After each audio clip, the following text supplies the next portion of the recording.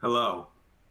I'd like to welcome hundreds of you from our global community and wish you all the best of health and success throughout 2023. You are the group that takes on uncertainty, and we thank you for taking the time out of your busy day to join us for actionable information, insights, and advice to leverage your commercial excellence and how you can advance your volume profitability and/or market share goals from today's webinar, titled The New Actionable Data That's Unlocking Value and Driving Enterprise Optimization, hosted by the Promotion Optimization Institute and sponsored by Data Assembly. For those of you who haven't met me, I'm Michael Cantor, CEO and founder of the Promotion Optimization Institute, and I'm thrilled to welcome you here. We're proud as we enter our 15th year of consistently providing essential information, best practices, research, both live and virtually, to help you and your companies thrive in the face of unprecedented inflation, continued adversity, that's what we take on in consumer goods and retail, and conquer our personal and professional adversity. Just a few items before we begin to ensure we have the best experience. One thing is this webinar is meant to be interactive. By now, many of you know the drill. Please participate in the Q&A by asking questions now or at any time during the webinar. Simply type your question into the question text area below the slide window, then click the submit button. We'll get to as many questions either during or immediately following the presentation that you have. Any others we'll follow up with thereafter. If you have any challenges and your screen freezes during the event, please disable your pop-up blockers now at this time to avoid that. And if you're experiencing any technical difficulties, press your F5 key, refresh your browser. So today, I'm delighted to be joined by Brad LaRocque, Vice President of Marketing at Data Assembly, and Steve Langole. Steve, he's the Senior Director of Category Management at Post. And Steve is joining us, thankfully, from a remote region where he's accessing us via phone, and he's going to share in the dialogue throughout. But I'm thrilled he was able to make it, working through adversity, just like all of us here. So, for many of you joining us here at POI, we want to make sure that we're educating and informing our community around the globe in a number of different ways. We call it a blended approach through our webinars, events, our research, through understanding through our advisory services on where to handle your roadmaps, how to ask the right questions when looking at capabilities, processes, skills. I'm thrilled to work with my partner, Pam Brown, Chief Commercial Officer, and our entire POI team here. But you'll see as we work through what we do, and we want to invite you to Chicago, April 26th to 28th, where you'll see Brad, and I'm hoping Steve can make it as well. But to set the table, let's take a look at some research from the just published POI State of the Industry that several of you on the call did fill out. But our subject matter here is enabling data, data to insights, insights to action. But data certainly is a foundation to your omni-channel journey, your trade promotion management and optimization, including advanced analytics journey. But you and your organizations are working with this to advance and have it foundationally set so that all of your optimization and execution capabilities follow suit. So why is it such an important topic? The reason is many of you are addressing this, but we found from our survey that about 20 of you have no current process to cleanse, harmonize, and stage the data. Therefore, we're looking at ways in which to do more with less in this era, and we know that it's a strategic asset and something that you're all improving on. So, where are we and what examples are we going to provide today with Steve and Brad? Establish enterprise data ownership, automate the data management processes, look at new areas of data and how to make them actionable, and don't wait for perfection. Continuous improvement is the way to go, and this becomes your way of moving. So, looking at the state of the industry, it's foundational, yet you're struggling to access it. We have 12% as very good with their data, but the vast majority of you, over 50%, are average or less. So here, we're going to give you tips and tricks on how to move forward with that. I couldn't be more pleased than introduce Brad and Steve. And Brad himself has over 20 years of advanced technology with startups focusing on driving enterprise growth, bringing people along, helping them not only improve understanding, but utilization. He's a marketing leader grounded in digital direct response approach powered by analytics and great communication. He's consulted and launched omni-channel solutions in and around data analytics for Sargento, Kraft, Best Buy, OfficeMax, Furla, and others. And he's joined by Steve Langlos. Steve has over 20 years also in Fortune 100 consumer goods, including post-consumer brands and General Mills. He's a known expert in delivering high-performing category management teams. He's exceptionally good with people, helping them navigate through change and understand the why behind the analytics and how it translates across teams and functions. He's a pioneer in operationalizing organizations based on retail data and analytics and moving through the continuum. At this point, I'm proud to turn it over to Brett. Michael, thank you very much. Thank you very much, Steve. Thank you again for working through some of your technical challenges. Michael, we're thrilled to be here. We appreciate the warm welcome. And to the greater POI community, we really want to thank you for the welcome too. We joined POI this year and thrilled to be part of the crew. Steve, thanks again for working through the challenges. Welcome to the conversation. You'll be chipping in on phone. Sound good? Sounds good to me. Ready to go when you are. Thank you. One of the things that was missing from our introduction slide was both Steve and I are calling in from Minnesota. We're born and raised in Minnesotan. So if you're so inclined, please share where you're calling in from in the chat. We'd love to see that. But we it's a wintry wonderland out here today. But we, specifically at Data Assembly, we get to work with a lot of people in the space, specifically with CPGs, with retailers. And these are some of the world's most recognizable brands. So we feel really fortunate with that.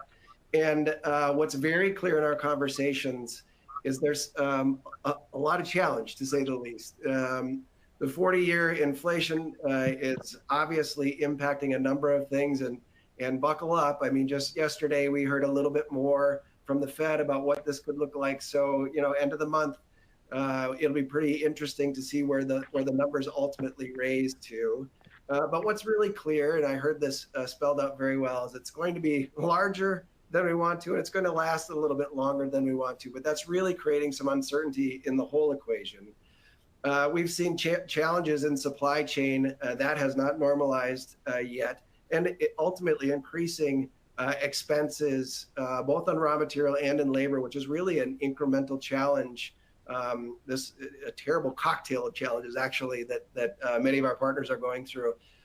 But it's also creating a lot of uncertainty at the consumer level, and that's driving some really interesting behavior. So I ran into a Moody's study this week, and if you think about the inflationary impact on the consumer, over $300, almost $400 in some cases on a monthly basis, that's driving a lot of change. Ultimately, the uncertainty with the inflation is really starting to impact people's psyches to a certain degree, and that's what's forcing them to drive change. So many, including me, are feeling anxious about the inflationary period, and that's forcing us to think through our shopping habits, different stores, different brands.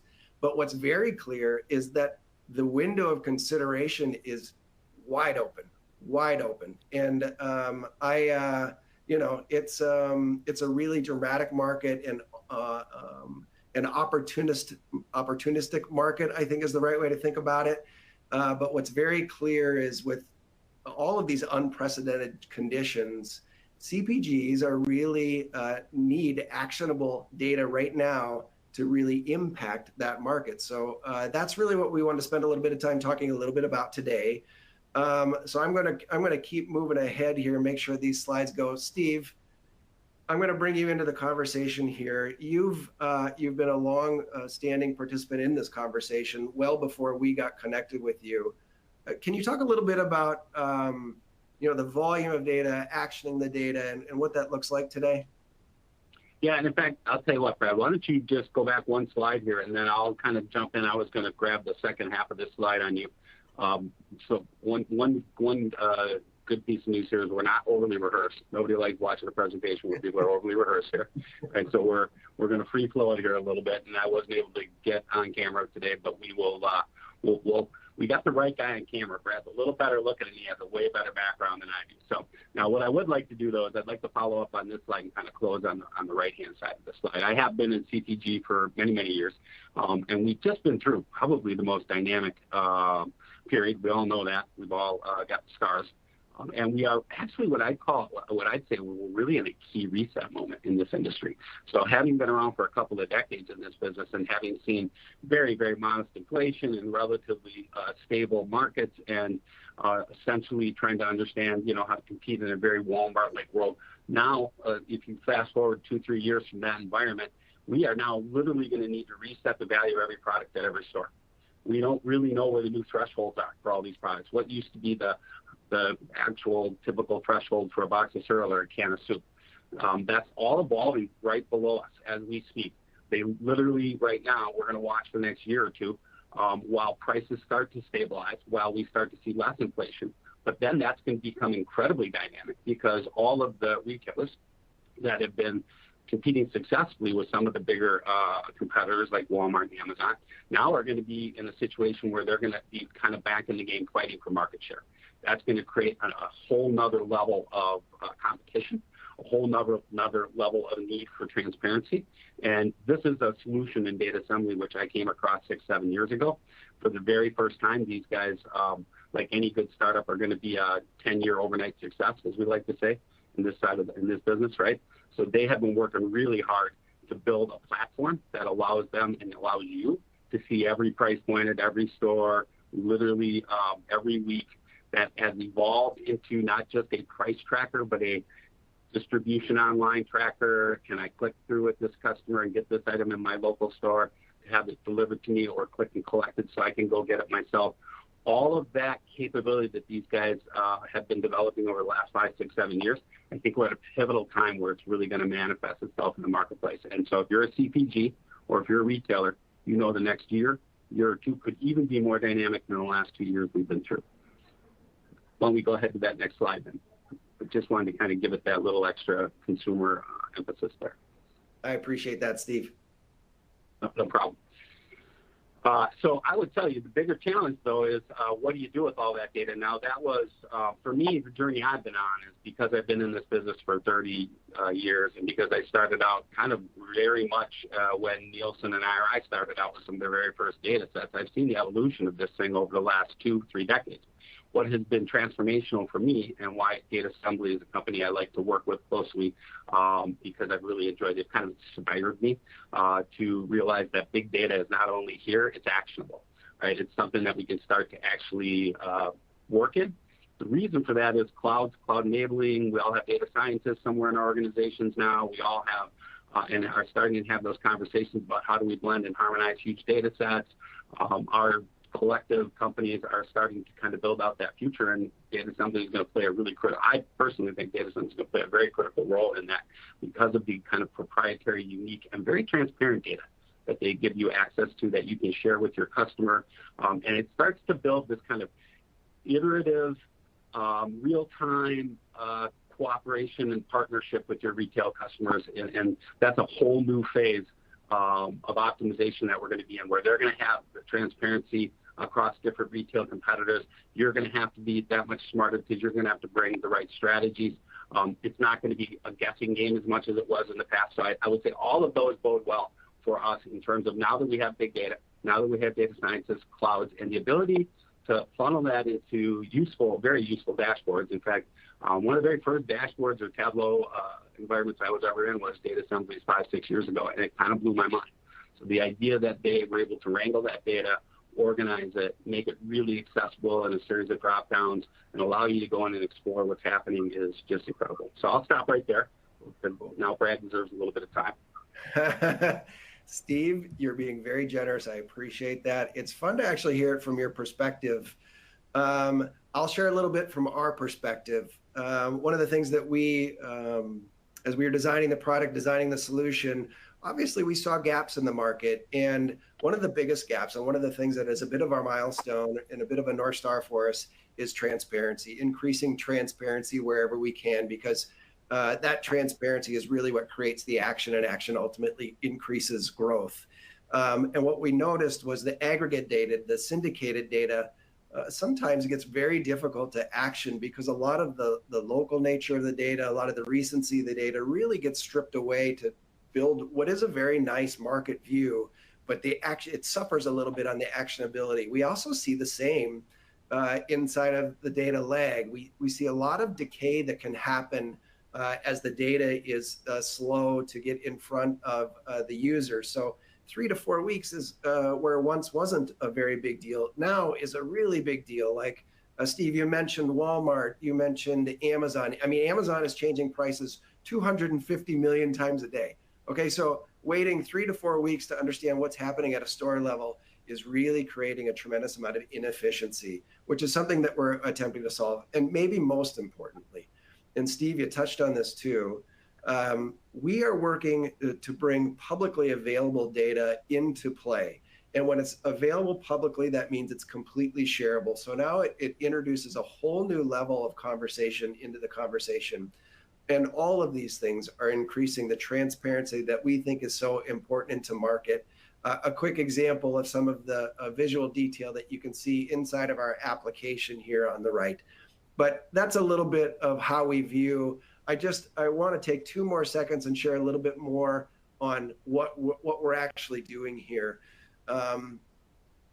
As investment in the space to bring information forward to the consumer level has increased. Think about the importance of this over the pandemic. All of that information is becoming publicly available, whether it's websites, it's applications on your phone, it's detail coming from delivery services. All of that is publicly available, and that is what we're busy collecting. So over 200 retailers, and we're collecting at the store level. So understanding what's happening in Minneapolis, Minnesota, really important. And there's over 150,000 stores and growing actually inside of those 200 retailers, but that's a massive amount of data. And when we count it up, over about 12 billion product observations on a weekly basis. And as Steve said, we've been doing this for a while. So if you look at the cumulative value of the historical data, to put a size around it, it's over 1 trillion observations that live in the history today across the example of retailers that I have here. Obviously the national ones, but we believe a lot of the competition is happening at that at the regional level too. So you'll see regional players in here, but drug, club, dollar, the delivery, those are all part of our collection. We think that's a very important way to understand what's happening in market, not only at the local store, but also at the macro level. And that's why we get pretty excited about the collection that we're assembling, and why we get to spend so much time with people like Steve, because he sees the value in that as well.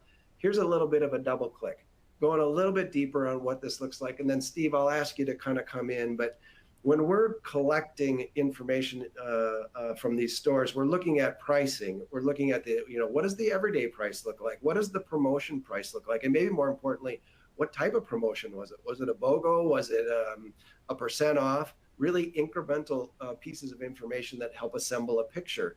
Was it out of stock? What did the assortment look like? What did my competitor assortment look like in that specific store? All of that's really critical information for the teams that we work with today. And I don't need to spell this out, but the dramatic changes between in-store, pickup, delivery, e-com, lots of different price points in there, lots of different adoption happening at the consumer level. So we see a lot of dramatic change specifically in the % share of each one of those categories. But even the little things like what is the image of the product that we're looking at? That becomes a very tangible piece of information that helps the businesses we work with start to assemble a picture that they haven't had before. And that's the part that we get really excited about. Like there's the syndicated data sources, there's the direct from retail sources, and then data assembly, this real-time hyper-local database really coming in to drive some unlock. Steve, you've been a gigantic proponent of this long before we met. Can you talk a little bit about how this fits together, maybe from a past life or even in current life for you?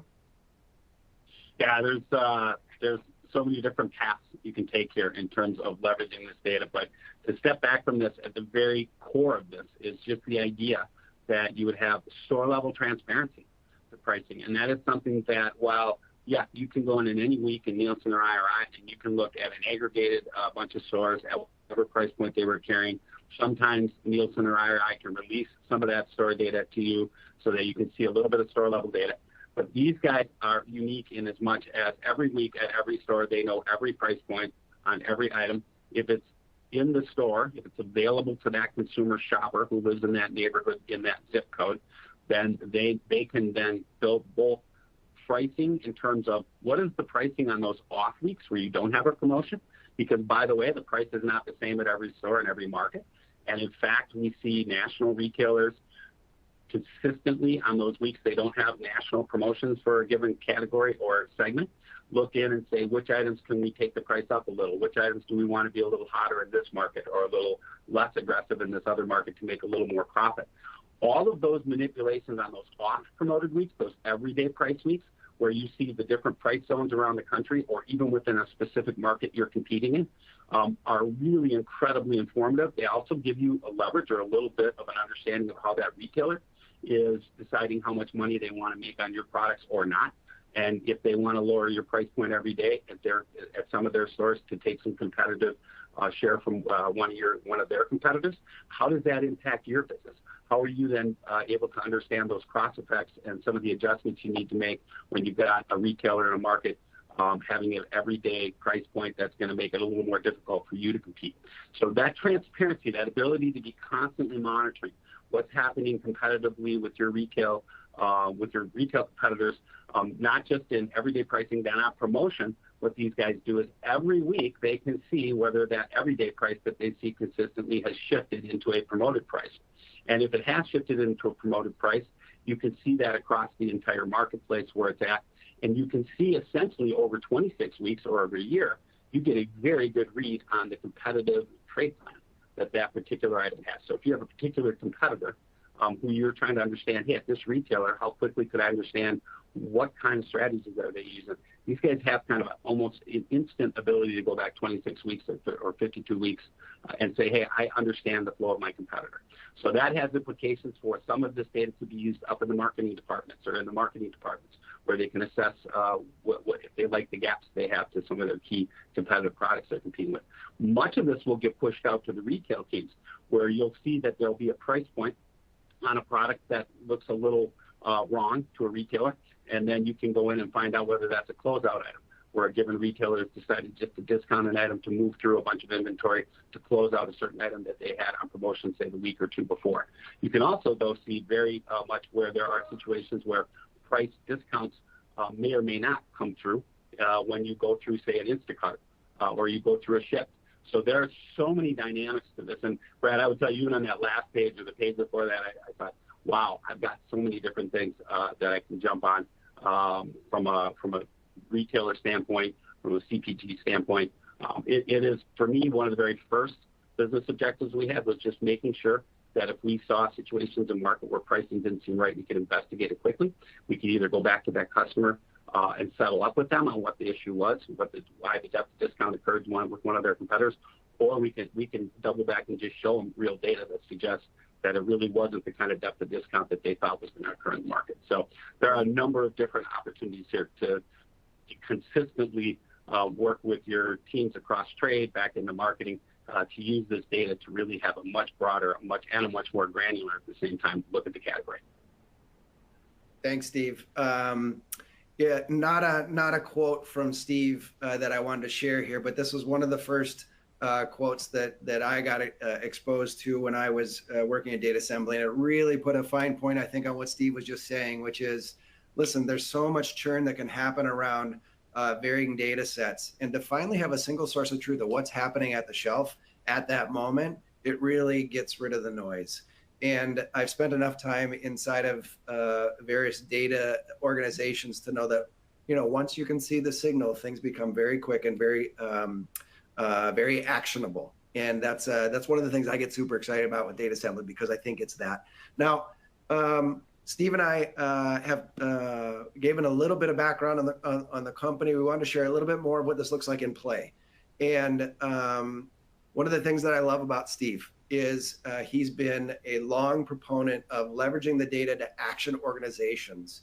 And he's got a lot of context on what this can look like from teams. So I've asked him to share a little bit more about that from a team level, from a department level. So Steve, I'll bring you back in, and let's get started with the sales and marketing teams real quick, or excuse me, sales and key account teams.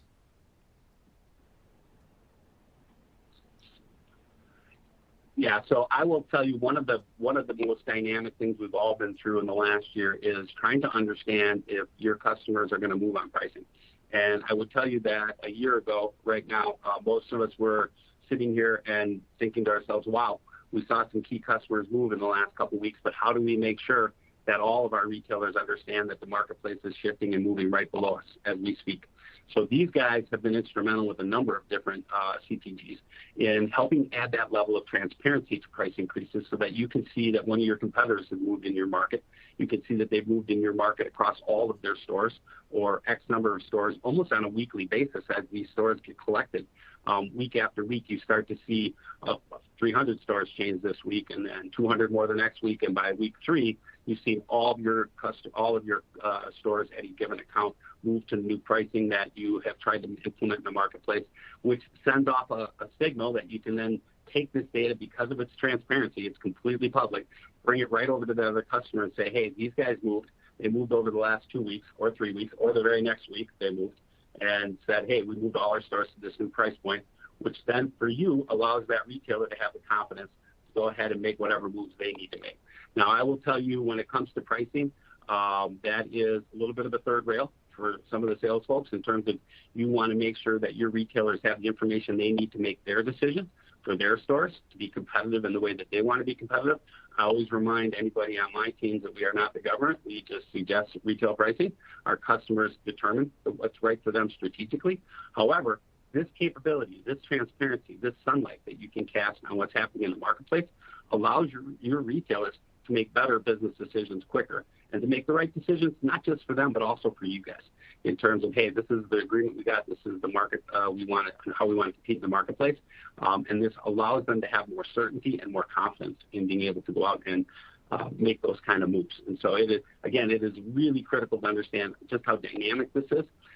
We will also see prices change almost on a daily basis or, for 2-day sales or 3-day sales.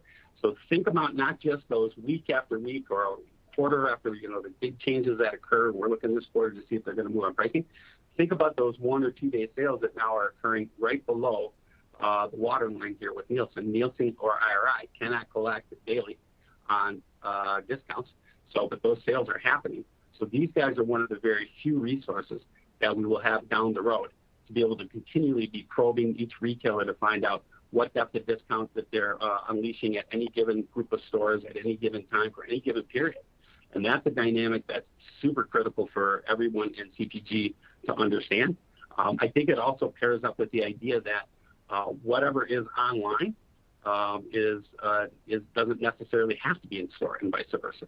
So if you think about all the things that are in store that you could put online so that someone could collect it, the retailers are not obligated to do that. We're starting to see some retailers who are curating the number of items that they're allowing to be online or to be available for click and collect so that they can minimize some of their labor costs and so that they can kind of tighten up the amount of activity that their associates have to do in store to bring those products back to a central location for the pickup. So know that there are so many unlocks hiding within some of the new behaviors that we're seeing at retail with e-com.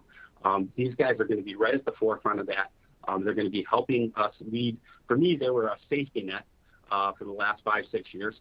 that if anything unique or new in the industry was occurring, they would be one of the first people to identify it. So there are retailers that routinely take inside margins across all their categories. We wouldn't have known that 4 years ago unless these guys would have been testing and looking at what they charge consumers, shoppers, when they go through click and collect versus what do they charge in store. They can see the in-store price. They can see the click and collect price that was offered through their website. Now they know there's a 4% margin upcharge for click and collect at retailer A.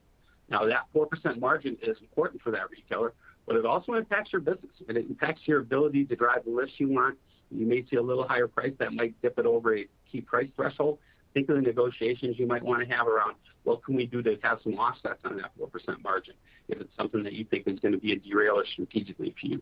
And then they are right at the very early stages of understanding some of the store-level out-of-stock issues that you can have at a retailer. So because they go in every day and they scrape hundreds and thousands of stores, they also get a feel for every time I went to try to buy an item, was it available? So they get some very top line but very useful and very quick understanding of where your in-stock performance and how your in-stock performance is playing out.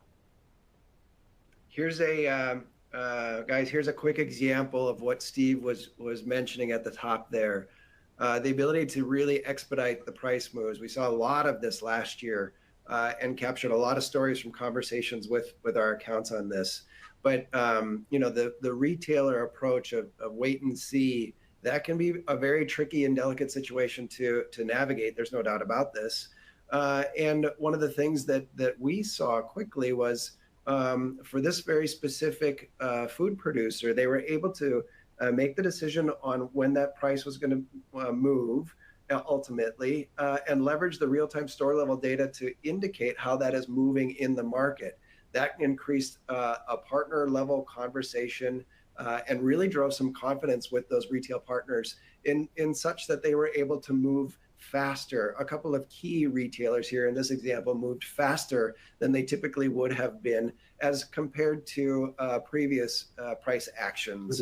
So 500K in the first move and extrapolated for the moving at that rate, ultimately 2.7 million estimated for just these two retailers who moved on this small set of products. So a really great example coming from one of our partners on what moving multiple weeks faster for these price actions really can mean.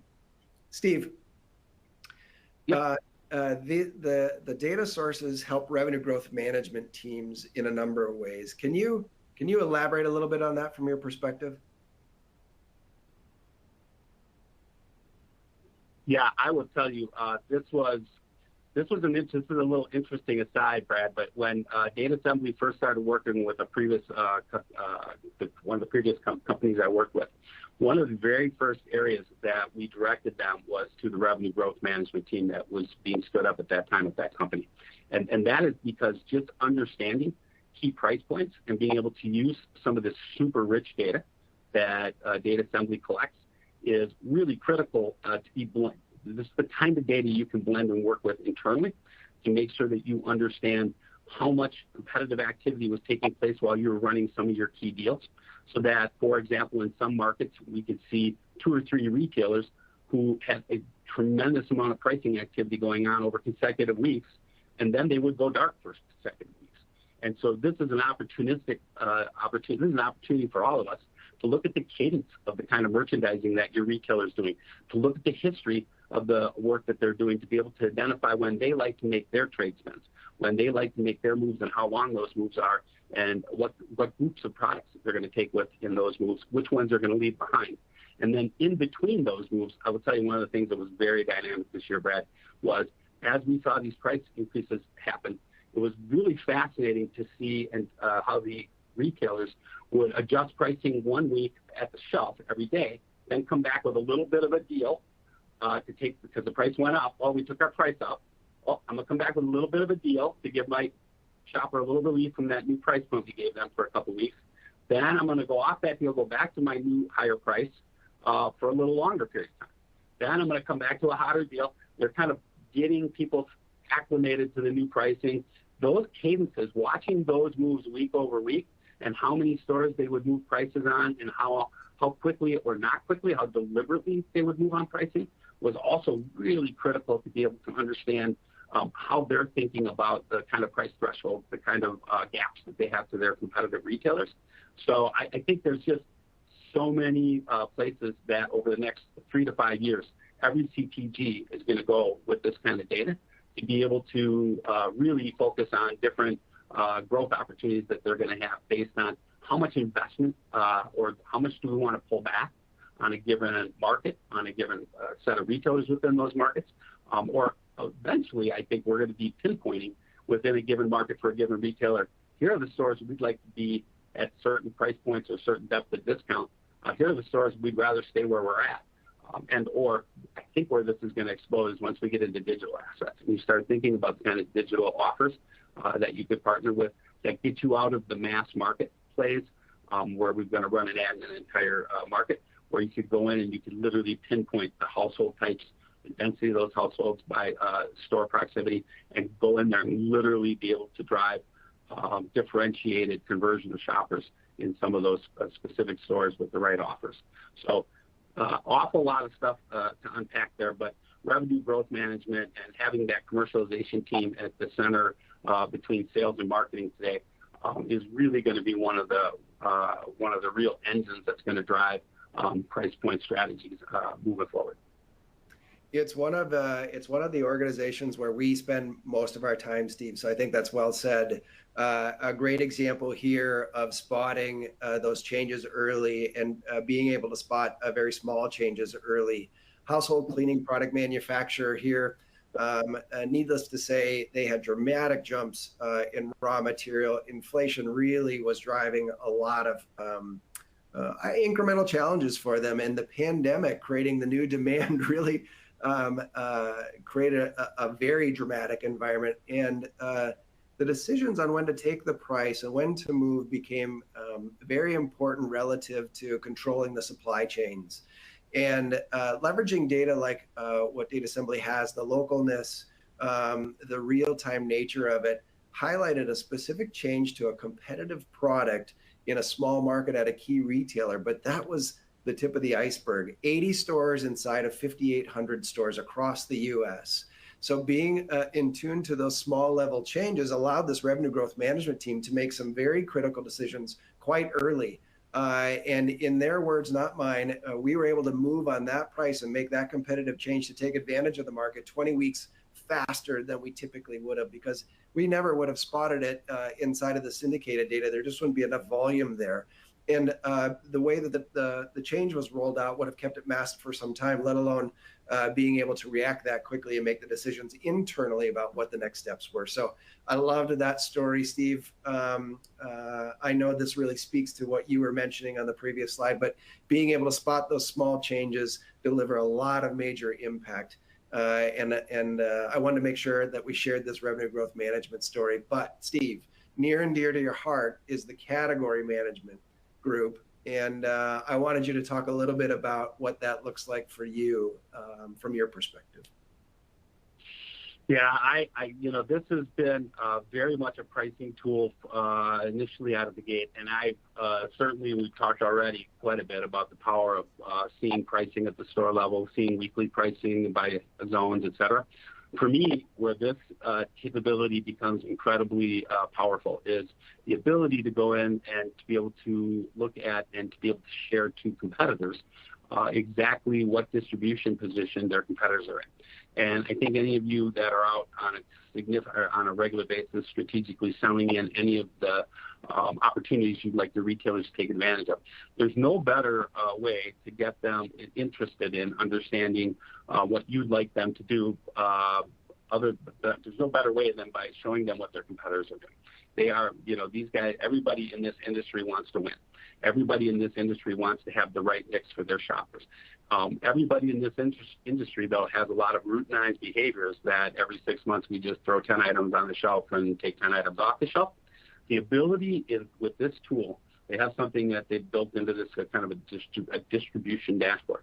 The ability to go in and really see exactly which key competitive groups of products are driving differentiated distribution for your competitor.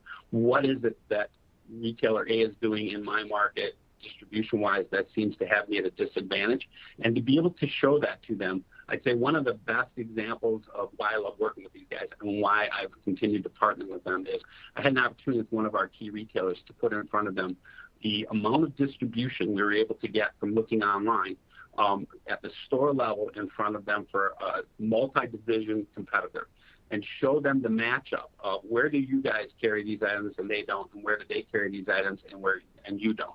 And this buyer instantly could see that they had just been too slow on the pickup and they hadn't gotten a full suite of these different products on the shelf, that they had kind of missed that, and that happens over 6, 12, 18 months, and instantly went back in and said, hey, we got to fix this. We've got to make some significant changes to our distribution. It was the kind of change that typically would have taken another 2 or 3 presentation cycles. Hey, let's do this in January. We'll come back and add a couple more in June. Maybe we'll finish up in the following January. All of that change occurred then within weeks, where that business buyer, that leader said, hey, we can't lose our distribution to this customer in that space. It's too critical to our core business, to our stock-up ability and ability to attract the right household that we think are going to drive our business. So the idea that just distribution alone would be enough for me to want to have these guys in my data camp, helping me assess and manage and share with retailers what our strategies are, is enough. You add the promo intelligence on this and the ability to look at this full history and go back a year and sometimes 2 years, depending on the retailer and how long they've been in e-com, to be able to see all the promotions they have been running, whether they show up online as much as they show up in store or vice versa. Another just huge, huge critical opportunity. And I think we're still finding those opportunities as we go. We are going to see additional opportunities present themselves as we see all the different strategies emerge around delivery and then click and collect. And I think that's going to be, again, kind of the curation discussion we had last time around. So all these things are very dynamic. They're happening in real time. And these guys are, to me, the safety net you need to make sure that you have the information you need to be competitive with your actual competitors in your categories, and also understanding and building a better relationship with your retailer. I love it, Steve. And maybe not a perfect example of what you're saying, but pretty darn close. I couldn't resist but put in another image of some of the visuals that come with the data assembly system. This is a real quick compare of what Walmart looks like compared to Kroger on a specific store assortment. And being able to share that data, share that picture ultimately with your retail partners really helps them understand where maybe they are under indexing relative to high volume products at the store level. It's a great use case. This was one specifically from one of our food manufacturers. And when they brought this to us, I was like, yeah, this is exactly what we're talking about. The transparency that the system and this data set offers really becomes quite complementary to the other data sets that are available to CPG today, but brings another layer in of actionability that I think is so critically important right now. And, I do think it starts to drive the right kind of partner conversations in total. And that's one of the other things that we get really excited about here at Data Assembly too. We've got a solution that not only helps CPGs. Here's a great example. So we talked a little bit about the churn that can happen when you don't have a source of truth. Becoming a source of truth for data assembly, but for CPGs of what's happening in market is really a rich one. But we also offer the data sets through data exports, and we've seen a lot of our CPG partners start to ingest that and harmonize that with their volumetric data to really start to understand what's moving what and why. Think about the promotion conversation that we had earlier in the deck, understanding whether a BOGO is driving something or how promos are stacking, or what does the percent off really do compared to that BOGO. That volumetric analysis plus our data really starts to illuminate opportunities in market. But the same is true for retailers. We spent a lot of time talking about CPG very purposefully today, but retailers have an instant advantage of competitive intel when they're leveraging this type of data set. So that's allowing them to optimize promo and assortment, et cetera. But independently, there's value there. But when you think about fast forward, so what do we need to really compete in this very dynamic market? If we can get both of ourselves on the same page and start working together on what those in-market plans really look like, that's where we start to see some efficiency and execution. That's where we start to see a lot of the enterprise value that's created here. And the shareability is one of the things that I think I hear most back from our partners. Steve, I'd love for you to comment on any of this, but this is kind of where we see these two things coming together really nicely for the players in the ecosystem. Yeah, here's what I'll reinforce, having been in this data now for 5-6 years, is that for any of you guys on this call, it literally takes 2 or 3 interactions with someone who's new to this data for them to really absorb just how rich and dynamic and available this data is, just how shareable this data is. I think this is such a new data set for the industry. The ability to go online and to be able to collect all of the different, I like to call it harvesting, it sounds a little better than scraping, but harvesting all of the information that's out there, which is really incredibly relevant. It's actually been taking place in other industries. It's been happening between Lowe's and Home Depot for years and years. They watch each other. They kind of keep an eye online on what pricing they have, et cetera. They're not as dynamic in that industry as the grocery industry. They don't have the level of promotions and the amount of, they have some of the detail in assortment, but they don't have some of the sophistication that I'd say you see in the CPG traditional grocery industry. So the competition's heightened in that industry. The day has come now where that information is going to be transparent, and sunlight is one of the best antiseptics. It allows you to get to what the real issue is, what the real problems are, what the real conversations need to be. And these guys have been really at the forefront for me in sharing information with me that's leverageable with those retailers, leverageable internally with my key brand partners and my key retail field sales reps to help us collectively understand what's impacting our business at that more granular level. And I will tell you, buzzwords are buzzwords, and I've heard big data for years and years and years. Until these guys came along, I thought it was a buzzword. And then as the computer and cloud capabilities started to really build, you could see all this coming together in a world where some of the things I dreamed of doing 10 years ago, I can actually do now in the industry. We can collect more and have access to more and more data that we can organize in ways that we can get at instantly. So I think we're seeing right now a transformational information period in our industry that we probably won't see again. As we all ladder up in these capabilities and technology, I think the very first adopters, the people that are in and get comfortable with this, I think are going to have a significant leap in terms of their ability to understand what are the factors that are truly affecting their business, and then be able to move to optimize the behaviors they're seeing from their retailers to help maintain or build on whatever their in-market goals are for their brands and for their segments and for their categories. So for me, they've been just instrumental in helping me kind of learn how this industry is going to very, very quickly evolve. I hesitate to see evolve. It's a revolution almost that we're right in the middle of right now. And so as that settles over the next 2-3 years, I think these guys will continue to play a really important role. Steve, thank you for those comments. Everyone on the call here, we're moving to the end of the slides, but before we did that, I just wanted to share, there's a couple of immediate opportunities for us to connect. If you're interested more in learning more about what's going on in the market, what our solution looks like, what it covers, I'd really encourage you to go to dataassembly.com/contact. A really easy way to get connected with us there. We, of course, will be reaching out to you directly after the webinar to make sure that you've got your questions answered. But that's a really fast way to do it. But maybe you might even be more interested. What we've done is we've built a little bit of a data preview, a free data preview for anybody that would like to kind of get a little bit closer to our data and understand what it is that we've got. We've got something that we've built called Snapshot, and you can find that at dataassembly.com/snapshot. I think with any luck, you may have a little pop-up coming to your screen here shortly. That'll be a direct link for you to take a look at it. There's some great category information in there, and then ultimately below the category information, you've got product detail, and you can get a little bit closer to there. And of course, if you want to connect after that, there'd be plenty of opportunity to do that. Steve, I loved having you on this call. I think we're going to be going to Q&A here shortly, but before we do, I've noticed you're incredibly nice to me on these calls, so we're going to do more of these. I really appreciate that. But if you do have any interest in connecting with Steve, here's his LinkedIn. Believe it or not, he's not the only Steve Langlois that's out there, so there's a little bit of a a hanger on his LinkedIn, but mine is simply /Brad LaRock. You can find me at Data Assembly. We would love to get connected with you.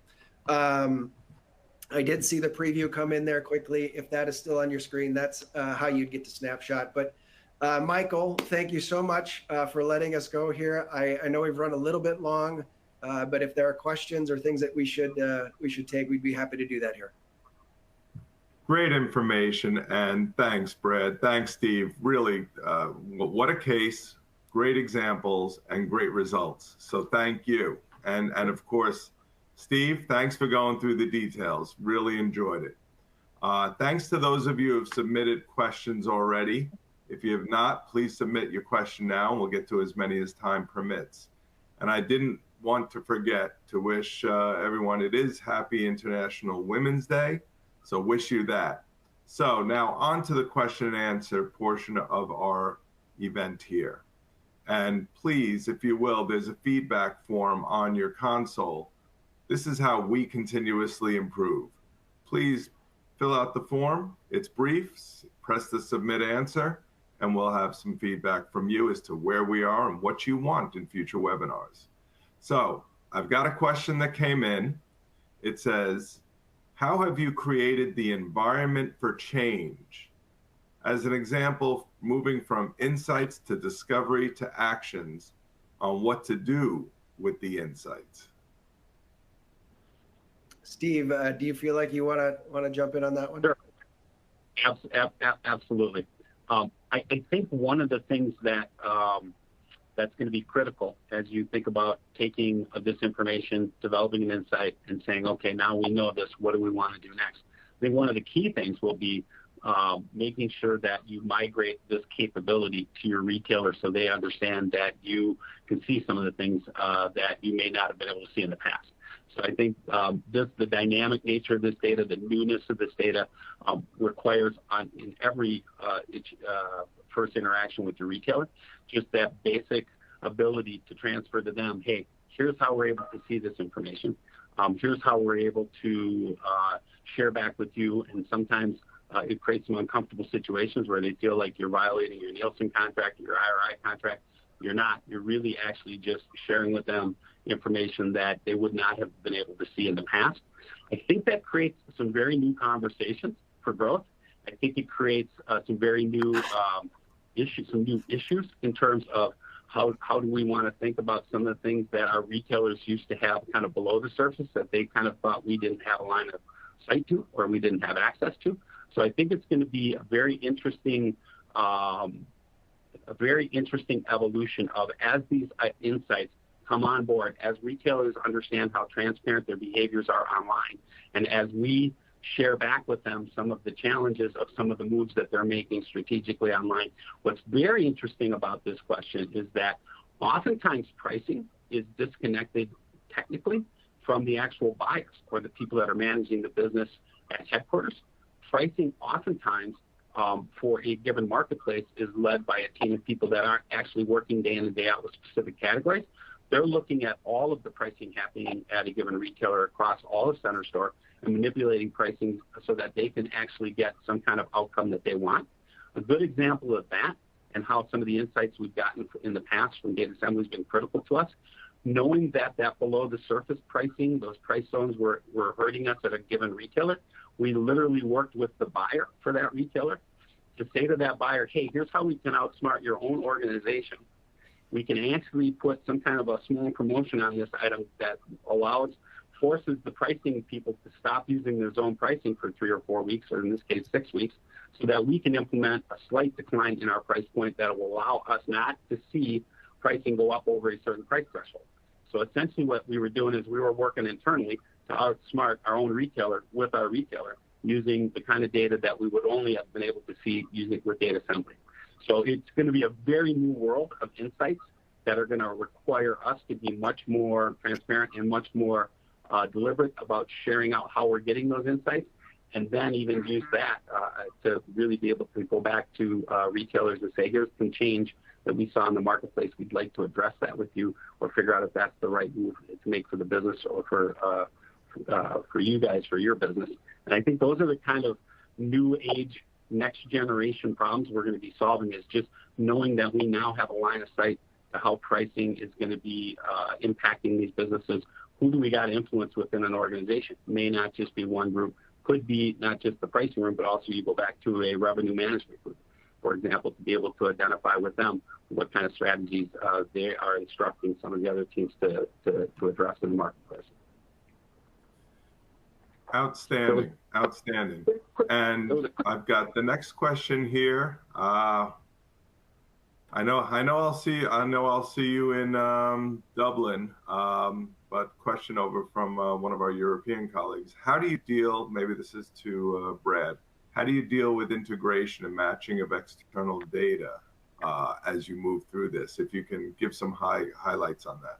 Yeah, great question. I see that from Kai actually. We have an API function associated with data assembly that allows access to the data in a feed, sometimes daily, sometimes weekly, depending on what the customer is really looking for. That's a very typical mode for us, but it's as Kai, you're sort of insinuating, it can get a little tricky. We have a solutions engineer team that's built just to do that. And we've noticed that looks different organization to organization, depending on their level of sophistication. In some cases, we make the data available via Snowflake, and that becomes a better way for our organizations to work together on that data exposure. And so I would tell you, we've got systems anywhere from in between. We obviously make the data available via the application so people can take advantage of it there, but moving from data exports, API data exports into more sophisticated solutions like Snowflake is a little bit of the continuum that we work on. And if you've got interest, Kai, we would love to have a conversation about what that integration and matching really can look like as you're thinking about bringing those things together in a data lake. Fantastic, thorough. So there are two more questions which we are going to follow up with after the webinar, but on behalf of our presenters, Steve Langlow, Post Consumer Brands, and Brad LaRocque, Data Assembly, thank you for attending today's webcast. The new actionable data that's unlocking value and driving enterprise optimization, hosted by the Promotion Optimization Institute and sponsored by Data Assembly. Each and every one of you can reach out to me and get a pass for the upcoming POI Chicago Summit, or see us in Dublin, or see us in Toronto or Dallas later in the year. Happy to do that, and thank you for attending today. Shortly after the live event, we'll send you a reminder to access this recording on demand and share it with your cross-functional teams. As Brad had mentioned, please feel free to reach out for additional questions to Brad and connect with Steve. He's a great resource and part of this community that loves to see everyone here improve as we do as a community and industry. Thanks again for your time. Stay healthy. Have an amazing rest of the 2023. Download the complete 2023 POI State of the Industry report for free that you saw earlier here. And of course, we anticipate seeing you live at POI Summit, Share Groups, upcoming webinars, and of course in Dublin, Toronto, Dallas, and next month in Chicago. Thank you. Have a great afternoon. Thanks, everybody.